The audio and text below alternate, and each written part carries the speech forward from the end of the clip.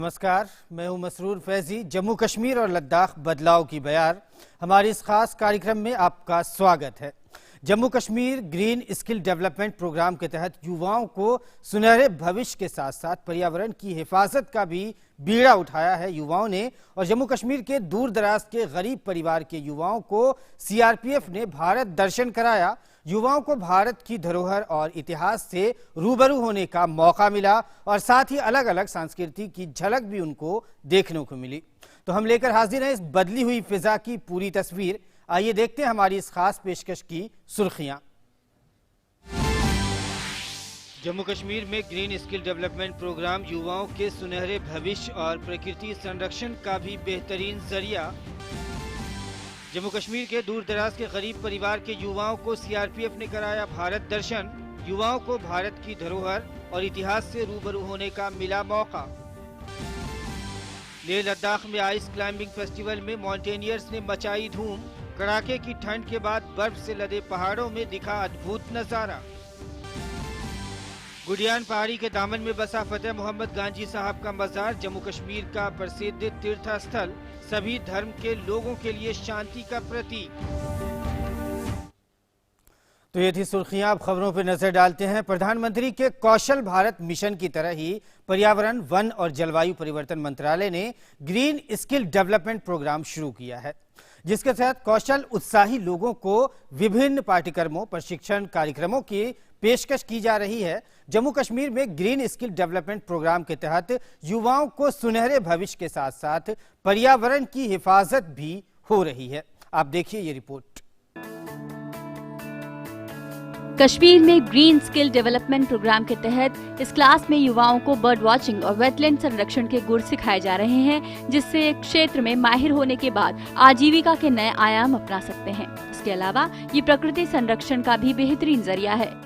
Simple jobs आप देखते हैं, मैकेनिक का, इलेक्ट्रिशियन का, ये डिफरेंट एक जॉब है। एक ग्रीन जॉब ये होता है वो जॉब जो आपको एनवायरनमेंट कंजर्वेशन भी करा सके, साथ साथ एनवायरनमेंट कंजर्वेशन भी हो और आपका लाइवलीहुड भी चले। जैसे कि अगर आप बर्ड का ट्रेनिंग जो हम करा रहे हैं, अगर एक तो आप बर्ड्स के बारे में सीखेंगे, भी बर्ड्स का कंजर्वेशन भी कर पाएंगे और आप अपना लाइवलीहुड गेन कर सकते हैं। जो दुनिया में बेहतरीन मॉडल्स हैं कंजर्वेशन के, वो कम्युनिटी इन्वॉल्वमेंट के साथ है, कम्युनिटी ड्रिवन है और लोगों को पार्टिसिपेट करने की ज़रूरत है। जो नेचुरल रिसोर्सेज हैं उनकी ऑनरशिप, जब तक कम्युनिटी ऑनरशिप नहीं होगी तब तक हम सक्सेसफुल नहीं हो पाते हैं। कोशिश रहेगी कि कम्युनिटी को इन्वॉल्वमेंट करके जो यहाँ पे हमारे वाटर रिसोर्सेज हैं, वाटर बॉडीज़ हैं, उनको कंजर्व किया जाए।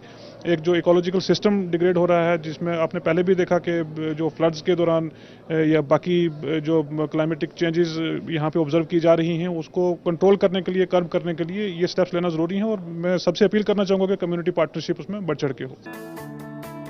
केंद्र के इस कार्यक्रम के तहत सरकार 30 अलग अलग कोर्सेज के जरिए साल 2021 तक 5.5 लाख युवाओं को प्रशिक्षित कर वर्क फोर्स तैयार करने की कोशिश में है।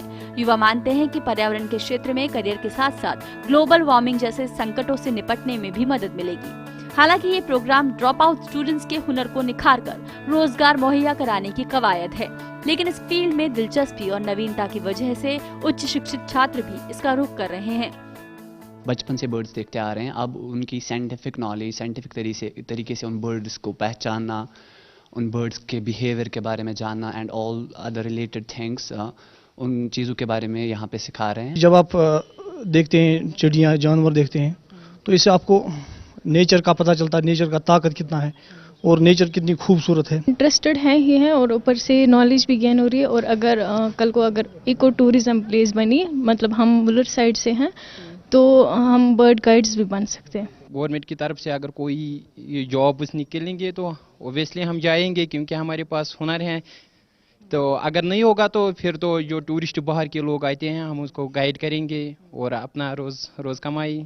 इस प्रोग्राम को युवाओं में रोजगार और उद्यमिता विकास के साथ साथ कश्मीर में पर्यावरण और प्रकृति, विशेषकर वेटलैंड संरक्षण की दिशा में नया कदम माना जा रहा है। साथ ही नए टूरिस्ट डेस्टिनेशन भी इसमें तैयार होंगे, जिससे यहाँ की इकोनॉमी को भी बड़ा फायदा होगा। एक पंथ दो काज की बात तो आपने सुनी होगी, लेकिन यहाँ पर ये ग्रीन स्किल प्रोग्राम एक पंथ कई काज की भूमिका अदा कर रहा है। इससे न केवल ये लोग हुनरमंद हो रहे हैं, अपने शौक को पूरा कर रहे हैं, बल्कि इनके लिए रोजगार के नए अवसर भी पैदा होंगे और इसके साथ ही पर्यावरण संरक्षण को एक नई दिशा ये प्रोग्राम देता हुआ दिखाई दे रहा है। और इसके साथ ही टूरिज्म के लिए मशहूर, पर्यटन के लिए मशहूर कश्मीर का एक नया एस्पेक्ट, एक नया दृष्टिकोण भी पूरे दुनिया के सामने यहां पर रखने की बात की जा रही है। कैमरामैन कुलदीप के साथ रामा त्यागी, जीडी न्यूज, श्रीनगर। तो आपने देखा कि किस तरह से ग्रीन स्किल डेवलपमेंट प्रोग्राम के जरिए कश्मीरी युवाओं को रोजगार से भी जोड़ा जा रहा है और साथ साथ पर्यावरण की हिफाजत भी कश्मीर की हो रही है। और साथ ही वहाँ जो है जो हुनर का जो एक ढेर कहते हैं, कश्मीरी युवाओं में हुनर की भरमार है, वो भी निकलकर सामने आ रहा है, क्योंकि उनकी दिलचस्पी इस तरह की चीज़ों में बहुत ज़्यादा होती है।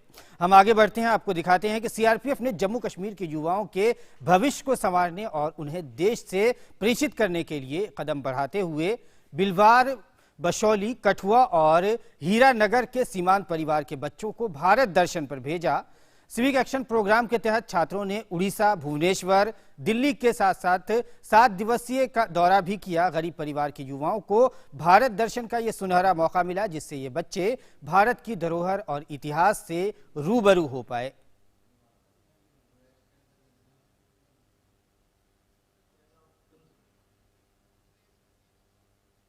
पहली बार हम गए, हमें बहुत मजा आया, हमें बहुत वो हो रहा है, प्राउड फील हो रहा है कि हम गए थे, हमने हवाई जहाज में जोड़ा भी लिया। हम पहले जम्मू गए, जम्मू से ट्रेन से दिल्ली गए, दिल्ली हम घूमे।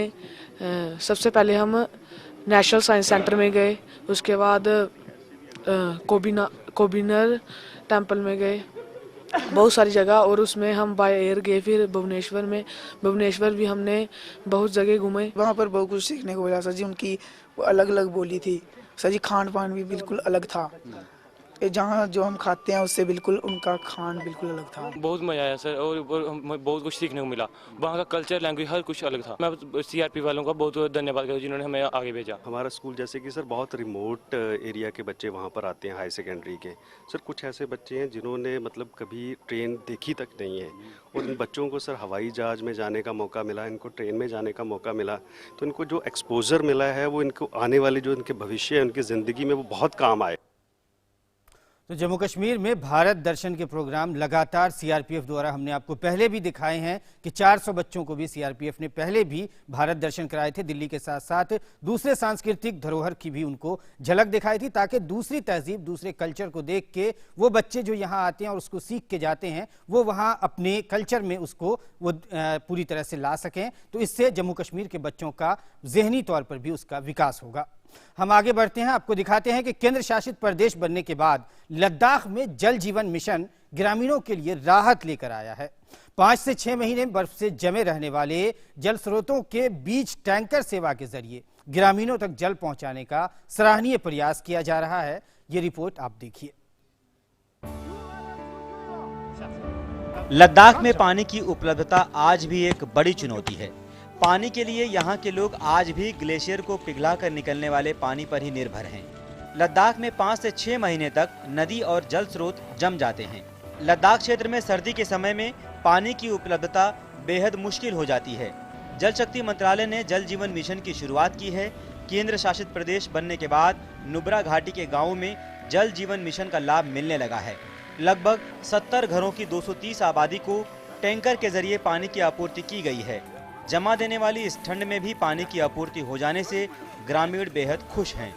2024 तक हर घर को नल से जोड़ने के अभियान में ये सरकार की कोशिश मील का पत्थर साबित होगी। Ramesh Chandra, DD news, Ladakh. तो कड़ाके की सर्द में जब वहाँ बर्फ जम जाती है, ग्लेशियर जम जाते हैं, घरों तक पानी पहुँचाना, नल के पानी तक जम जाते हैं, नदी के पानी जम जाते हैं, हमने आपको रिपोर्ट दिखाई है। तो उसमें पानी पहुँचाना वाकई एक चैलेंज का काम है। सरकार इस दिशा में लगातार काम कर रही है। आगे बढ़ते हैं, देश के सबसे ठंडे इलाके में शुमार लेह लद्दाख में अद्भुत नज़ारा देखने को मिला जब वहाँ पर आइस क्लाइंबिंग फेस्टिवल का आयोजन किया गया। इस फेस्टिवल में माउंटेनियर्स ने जमकर धूम मचाई। माउंटेनियर्स रंग बिरंगे पोशाकों में फेस्टिवल में हिस्सा लेने के लिए पहुंचे। लद्दाख में कड़ाके की ठंड के बाद बर्फ से लदे पहाड़ों पर जब माउंटेनियर्स ने चढ़ाई शुरू की तो हर एक की सांसें थम गई। अपने जोश और जुनून और जज्बे के साथ साथ पर्वतारोही एक के बाद एक ऊंचाइयों पर चढ़ने में कामयाबी हासिल करते रहे। रोमांचक चढ़ाई में एक दूसरे से आगे बढ़ने के लिए पर्वतारोहियों ने जबरदस्त प्रतिभा दिखाई। उनकी मेहनत रंग भी लाई है। आपको हम बताते हैं कि ये आयोजन लद्दाख में माउंटेनियर संगठन की ओर से किया गया है। फेस्टिवल में हिस्सा ले रहे पर्वतारोही का उत्साह बढ़ाने के लिए भारी संख्या में यहां पर लोग भी मौजूद रहे।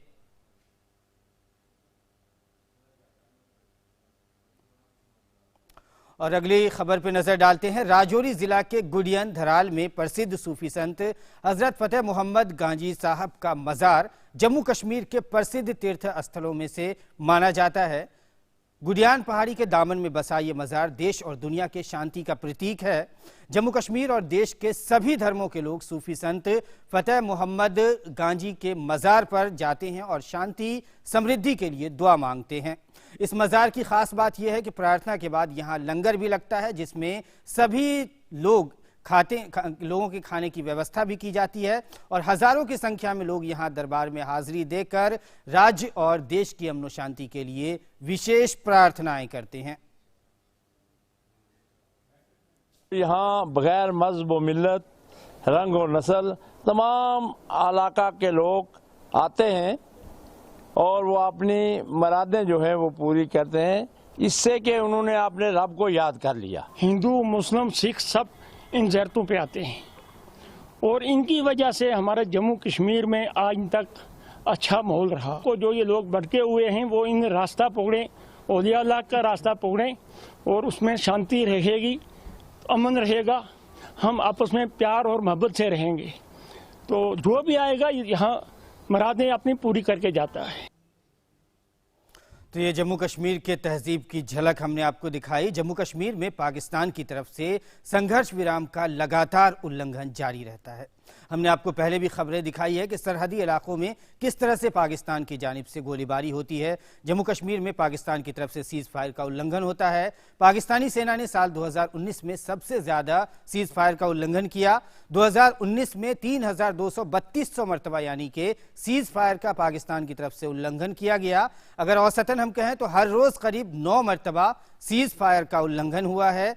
धारा 370 हटने के बाद से अब तक पाकिस्तान ने 1,565 मरतबा सीज फायर का करीब उल्लंघन कर चुकी है पाकिस्तान। अगर अगस्त की बात हम करें, अगस्त 2019 की, तो 323 मरतबा अगस्त 2019 में सीज फायर का उल्लंघन हुआ।